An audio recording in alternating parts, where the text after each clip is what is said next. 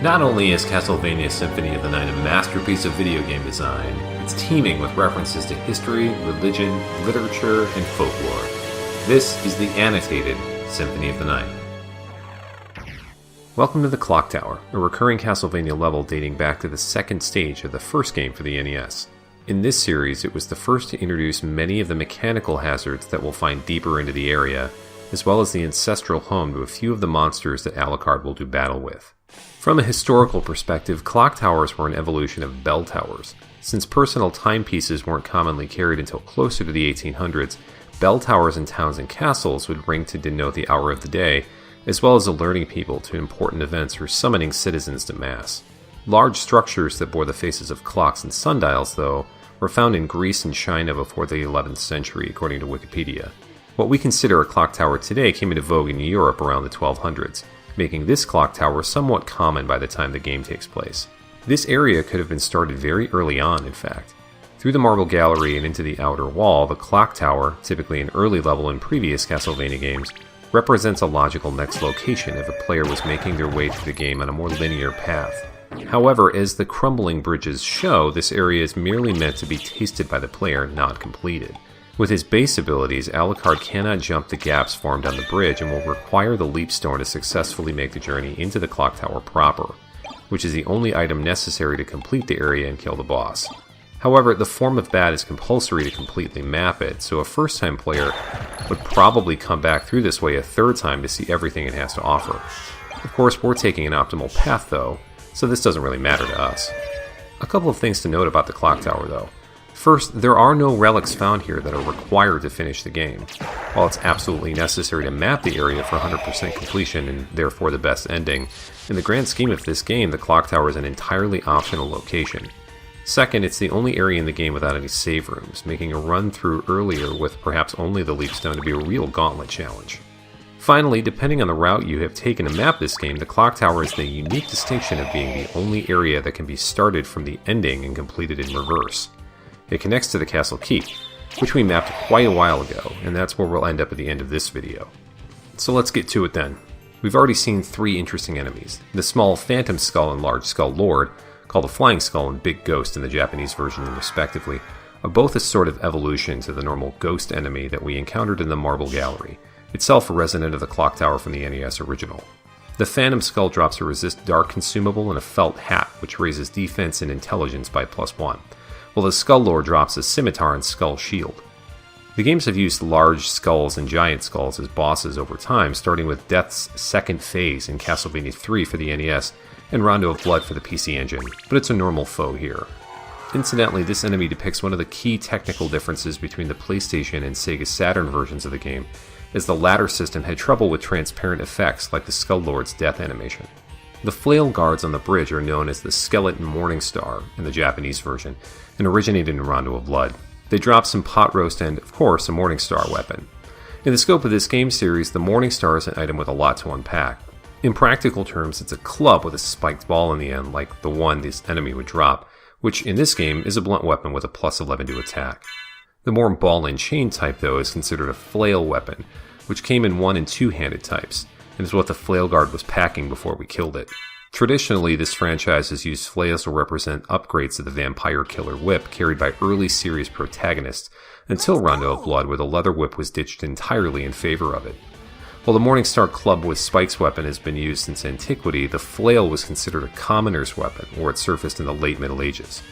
Morningstar translates into Morgenstern in German, which is a name given to many club-like weapons in video games, but its nomenclature in Latin is the most interesting in terms of this game series' themes and allusions, where the word translates into Lucifer. The pillars on the bridge would bring us free ice mail and a Bekatoa gear if we didn't farm them from previous enemies, as well as the Shaman Shield. Its description in-game reads that it's a shield used in magical rituals and boosts defense by +4. Its Shield Rod spell will bump up intelligence by +20 for a brief period for a stronger magical attack, while summoning an image of Baphomet. Otherwise known as the Sabbatic Goat, Baphomet was a false idol that the Knights Templar were accused of worshipping during their fall from grace in the 1300s. Though the exact etymology of Baphomet and what it represents has been disputed over the centuries, the image has been adopted by occultists over time, with French writer and mystic Eliphas Levi first incorporating it into Western demonology in the 1800s. In the late 1800s, the Church of Satan adopted the image and its association with the image of a pentagram, further cementing Baphomet's later reputation as a demonic representation. Here's the final sub-weapon we'll find, the cross. Normally a boomerang-type weapon in every other game in the franchise, Alucard's use of the cross will act as a screen-clearing bomb at the cost of about 100 hearts. In fact, this would be Richter's item crash with the cross if we were playing either Rondo of Blood or Richter mode here. With a proper accessory, Alucard can even boost the strength of the cross weapon, but we'll find out much later. Its placement in a video game series that originated from classic horror movies makes a lot of sense, as Christian symbolism like crosses are frequently used to repel vampires. This is the Fire Bat Relic, which grants Alucard's bat form the ability to, well, shoot fire. It costs a slight amount of magic to use and will cause him to recoil a bit after discharging it, making its use something of a gamble to employ if you were to be attacked in an open space by multiple enemies.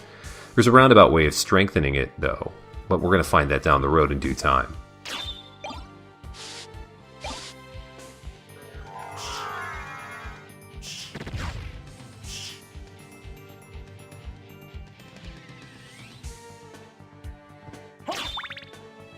Into the clock tower proper, you may notice that its architecture is reminiscent of the same stage in Castlevania 3 for the NES and Rondo of Blood for the PC Engine, complete with the irritating flying Medusa heads, an enemy practically obligatory for Castlevania clock towers.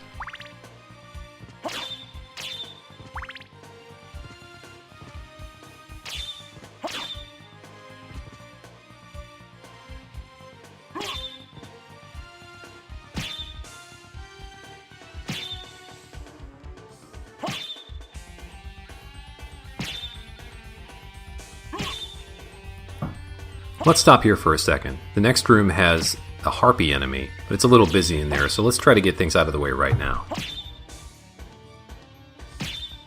While this sprite is taken directly from Rondo of Blood, this is one of the only enemies in the game that originally appeared in the 1988 arcade game Haunted Castle. Harpies traditionally appear as birds with the heads of women that steal food. Jason and his Argonauts ran into them during their adventures, and harpies proliferated in myth and folklore from then on. The ones in this game will drop the apple and a life apple.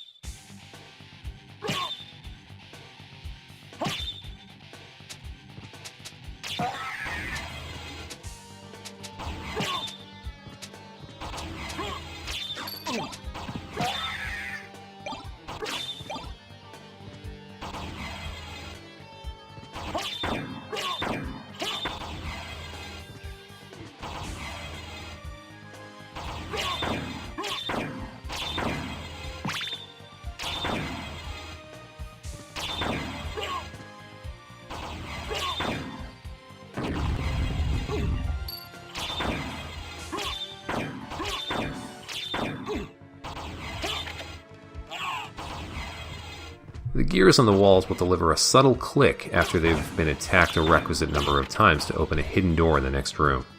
Alucard needs to be careful about attacking them though.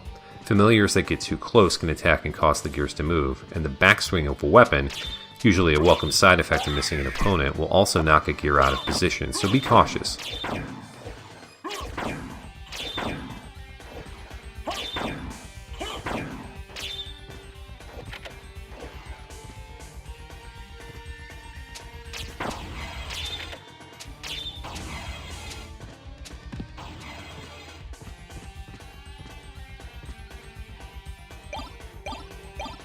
Inside the room are three handy pieces of equipment.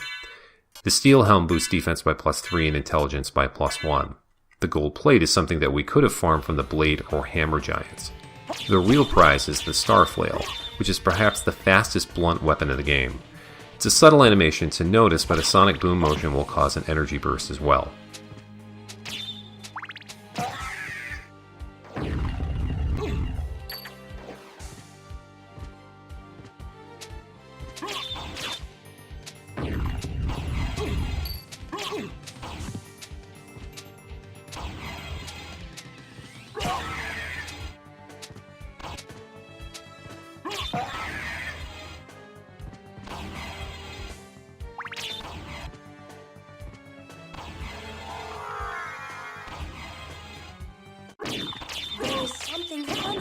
about this wall?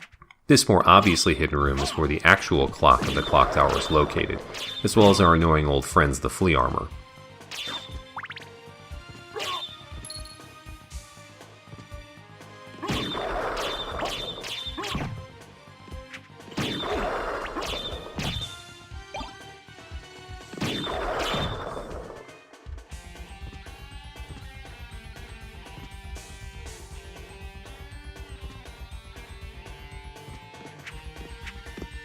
Defending these stat-boosting items is the Cloaked Knight, known in Japan, and further entries in the series as the Flying Armor. It wields a flamberge sword, which it also drops on occasion. These are swords with a sort of wavy design at the blade that were largely decorative, which led to their nicknames as flame-bladed swords, but also had the added effect of causing strange vibrations in attacking weapons when struck, which could cause an assailant to be put slightly off balance. In the game, it's a two-handed sword with an added thrust using a sonic boom motion. These enemies also drop the unique Heaven Sword. Like the Chakram found in the last video, these are thrown weapons with a sonic boom motion extending the length of the toss. If Alucard were to equip one in each hand and press both attack buttons simultaneously though, the two swords will fly out of his hands for a horizontal special attack.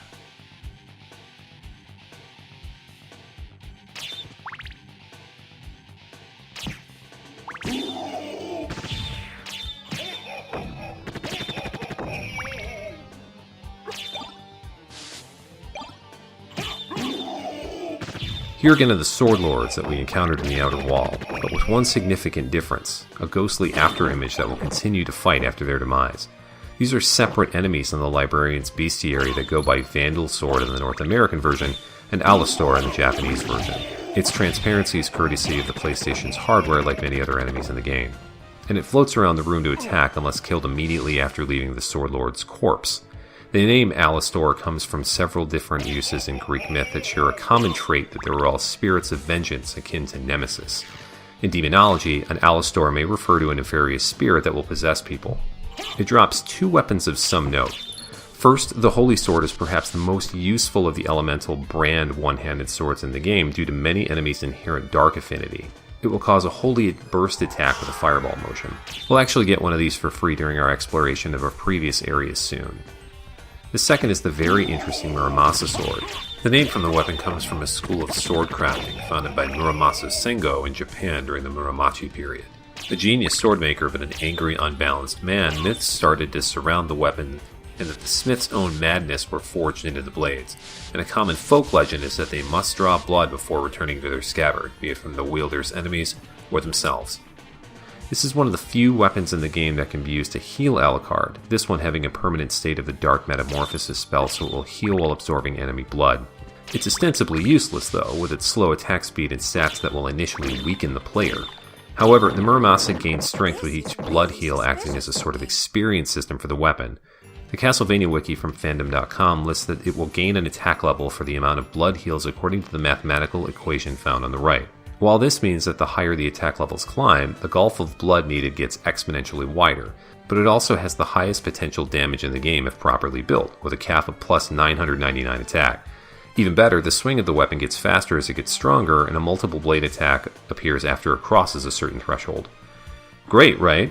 Sure, but the amount of time needed to farm the blood is on the more preposterous side of things, even under the best circumstances. There are two methods for fastest use, though be warned they're still going to kill hours. First is to head back to the entrance and plop yourself into the water with the infinitely spawning mermen. With an auto-fire controller you can tape the button down and simply walk away from your PlayStation. If you're emulating the game, this process can be sped up with frame skipping and other special tools, but either way, this method will likely max out the in-game clock, which, remember, will permanently close the entrance to Warlock's quarters, so hope you map the warp room. The second way to do this is a room further into the game infested by dark octopus enemies, but we'll talk about that when we get there. Here's the Healing Mail, which restores 1 hit point for about every 3 seconds of continuous walking. It only boosts defense by plus 4, so it's about equal to the Iron Cuirass that we found a little earlier, making it a subpar defensive option going forward. If you need a free hit point refill though, you can probably equip it and walk around an empty room in circles for an hour.